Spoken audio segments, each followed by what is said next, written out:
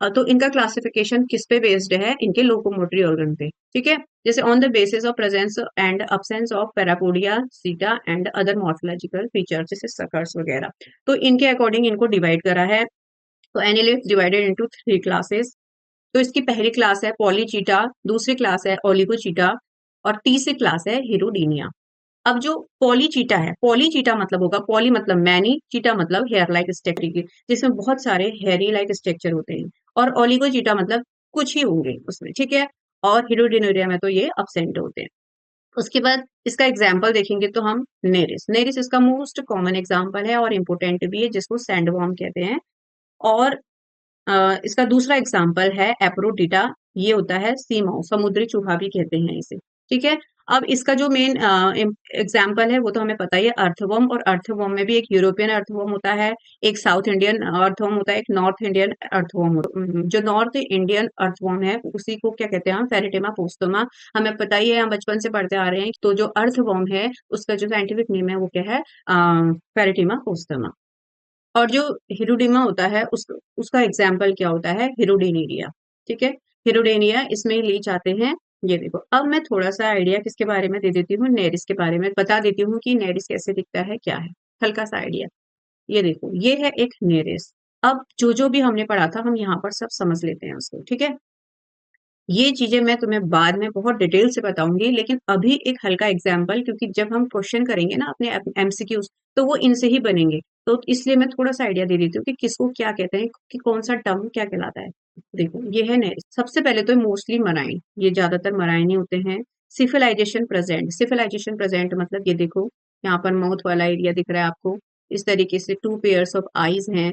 और ये जो दिखता है ना आपको, ये इस तरीके से सेंस कर लेते हैं इसको, पैल्प्स कहते हैं।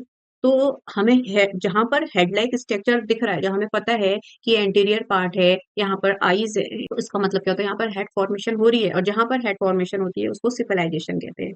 पैरापोडिया प्रेजेंट फॉर लोकोमोशन, और पैरापोडिया प्रेजेंट होते हैं। पैरापोडिया क्या है, ये देखो, ये जो इस तरीके से दिख रहे हैं ना, ये ट्रायंगुलर शेप, ये सब क्या है, पैरापोडिया। ये लोकोमोशन में हेल्प करते हैं। ये देखो, पैरापोडियम, जब हम एक की बात करेंगे तो पैरापोडियम, ये स्विमिंग, जो स्विमिंग होती है ना, तैरने में इनकी हेल्प करते हैं। और उसके बाद न्यूमरस सीटा आर प्रेजेंट इन पैरापोडिया, और इन्हीं पैरापोडिया में इस तरीके से, इसमें दिख नहीं रहे हैं, इस तरीके से इन्हीं में सीटा भी लगे रहते हैं, इस तरीके से। क्योंकि इन्हें क्या करना है, जब ये होते हैं अपने सैंड वाले एरिया में या जमीन में, तो ये क्या करते हैं, क्रॉल भी करते हैं। तो इन्हीं सीटा की हेल्प से ये क्या करेंगे, फिर इस तरीके से क्रॉल भी करते हैं। पैरापोडिया की में तो ये स्विम करते हैं पानी में।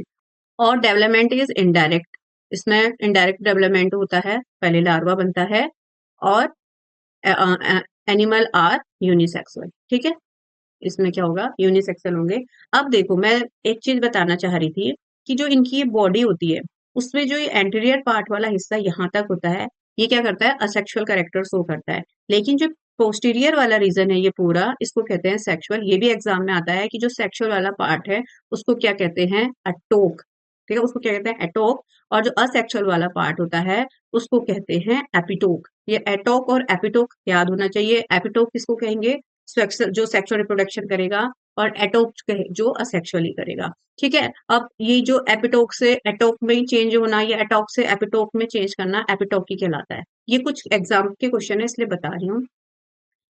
अब ये एक एक शब्द तुमने सुना होगा, हेट्रोनेरिस। अब ये हेट्रोनेरिस क्या है, हेट्रोनेरिस कोई दूसरा एनिमल नहीं है, हेट्रोनेरिस नेरिस ही है।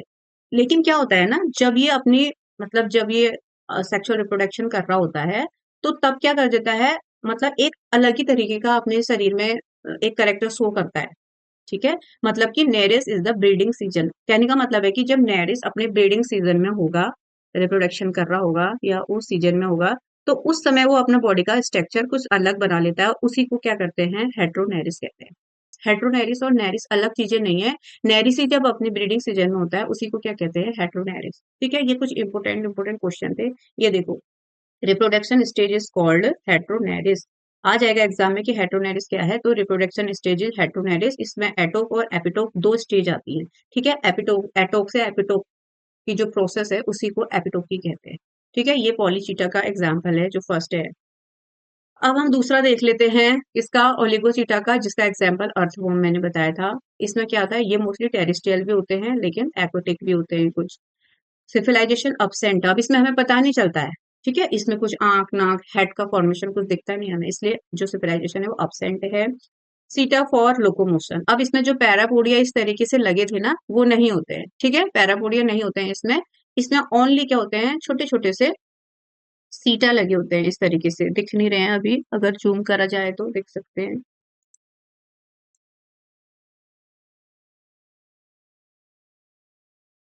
इसमें दिख नहीं रहे हैं अभी। तो इसमें जो लोकोमोशन होता है उसमें पैरापोडिया नहीं होते हैं उसमें। तो जो अर्थवर्म होते हैं वो हर्माफ्रोडाइट होते हैं, मेल और फीमेल एक ही में होगा। लेकिन जो हमने नेरिस बोला था, तो नेरिस की कंडीशन में क्या होता है, मेल फीमेल अलग होते हैं।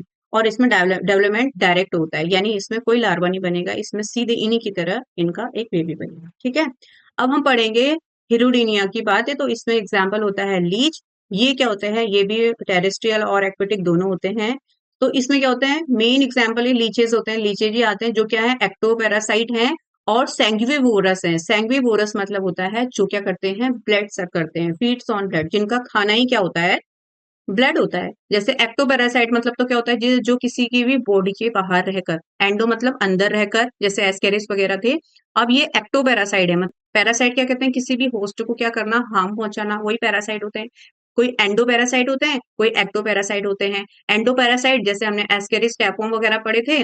और जो एक्टोपैरासाइट क्या होते हैं, जो हमारे बाहर से हार्मफुल होते हैं, जो बाहर से हार्मफुल होते हैं, जैसे लीचेस। ये क्या होते हैं, सैंग्यूवरस होते हैं जो क्या करते हैं, अपने खाने को मतलब ब्लड के थ्रू लेते हैं। बस इनका खाना ही क्या होता है, ब्लड होता है। और इसमें भी कोई हेड फॉर्मेशन हमें दिखती नहीं है, कहाँ हेड क्या है कुछ समझ नहीं आता, तो उसका क्या होता है, सिविलाइजेशन अब्सेंट होता है। जो इसमें पैरापोडिया और सीटा दोनों ही अब्सेंट होते हैं, कहीं आपको इस तरीके से पैरापोडिया नहीं दिखेंगे, कहीं से सीटा नहीं दिखेंगे, इसमें इस तरीके से कोई भी स्ट्रक्चर हमें शो नहीं होता है। फर्टिलाइजेशन इसका इंटरनली होता है और डेवलपमेंट इनका भी डायरेक्ट होता है। अब कुछ एग्जाम्पल हैं इसके, जैसे हिरुडेनेरिया, इसी को क्या कहते हैं, लीच। लीच को ही क्या कहते हैं, हिरुडेनेरिया, जो फ्रेश वाटर में रहता है, ठीक है। इनकी जो सलाइवा होता है उसमें एक हिरुडीन होता है। हिरुडीन क्या होता है, एंटीकोगुलेशन होता है इसमें, एक एंटीकोगुलेंट होता है हिरुडीन। हिरुडीन क्या होता है, एंटीकोगुलेंट होता है, जो क्या करता है, जहां पर भी जैसे जो ब्लड होता है ना उसको क्या कर देता है, खींच के पतला कर देता है। अभी हम आगे बढ़ेंगे। और इसका दूसरा एग्जाम्पल है बोनेलिया, इसको कहेंगे मैराइन लीच। और एक होता है पोंटोडेला, अब इसमें बी साइलेंट होता है, इसको पोंटोडेला पढ़ते हैं, तो पोंटोडेला कहते हैं इसको, स्कैट सकर भी कहते हैं। एक होता है हिरिडो, ये भी इंपॉर्टेंट है हिरिडो, ये है मेडिकल लीच, मतलब मेडिकल लीच मतलब यही इसी हिरिडो में क्या होता है, ज्यादातर हिरुडीन मिलता है हमें, और ये क्या करता है, एंटाकोगुलेशन में हेल्प करता है। मतलब क्या होता है, ये ट्रीटमेंट भी होता है कहीं पर, लीच थेरेपी सुना है ना, क्या होता है जहां पर ब्लड का कोई क्लॉट बन जाता है या जहां पर ब्लड जमा हो जा रहा है, तो वहां पर क्या करते हैं, लीच थेरेपी से क्या करते हैं, ब्लड क्लॉटिंग को हटाने में मदद करता है, मतलब वहां पर ब्लड थोड़ा सा पतला कर देता है। तो लीच थेरेपी जो आपने सुना होगा वो मेडिसिनल लीच ही करता है, जो हिरुडो होता है। तो आज हमारा ये एनिलिडा भी क्या हो गया, कंप्लीट हो गया। और एनिलिडा से हमें धीरे धीरे अब इंटरेस्ट भी आने लग गया है कि किस तरीके से देखो सब कुछ बनने लग गया है।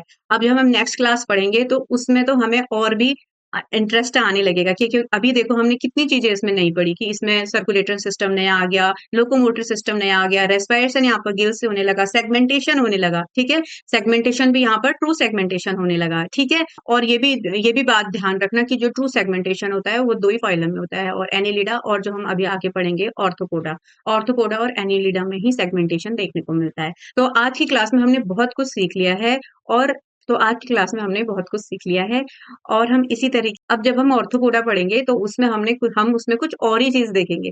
आपको फील हो रहा होगा कि जैसे जैसे हम नया फाइलम पढ़ते जा रहे हैं तो कुछ ना कुछ हमें न्यू चीजें पढ़ रही है। अभी तक हमने पैरापोडिया नाम सुना भी नहीं था, गिल्स भी नहीं सुना था, तो धीरे धीरे धीरे चीजें आती जा रही हैं।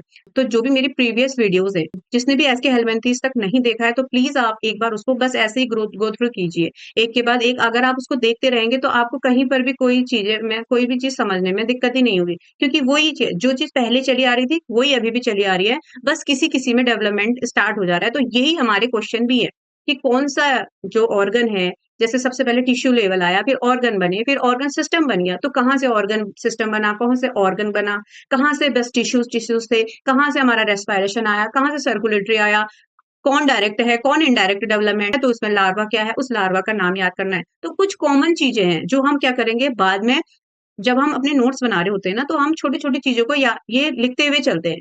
सबसे पहले हमने फाइलम लिख दिए, उनके जो डायरेक्ट हो रहा है, इनडायरेक्ट हो रहा है, उनके लार्वा बन रहे हैं, तो लार्वे का नाम लिख दिया। उसके एग्जाम्पल लिख दिए। किसके बेस पे क्लासिफिकेशन हो रहा है, किसी में पैरापोडिया के, किसी में सेंस ऑर्गन के, किसी में कुछ के। तो इस तरीके से धीरे-धीरे आप अपने हिसाब से नोट्स बनाते चलिए और यहाँ पर तो मैं हेल्प करने के लिए बैठी हूँ। तो ठीक है, कैसी लगी क्लास? क्लास अच्छी लगी तो एक लाइक कर दीजिए, चैनल को सब्सक्राइब कर दीजिए और जो भी डाउट होता है उसको कमेंट बॉक्स में कमेंट कीजिए और जिसने भी प्रीवियस वीडियोज़ नहीं देखे, एक बार उनको ज़रूर देख लेना, तभी आगे की क्लास बहुत अच्छे से आप समझ पाएँगे। तो मिलते हैं नेक्स्ट क्लास में, नेक्स्ट फाइलम के साथ। Till then, bye.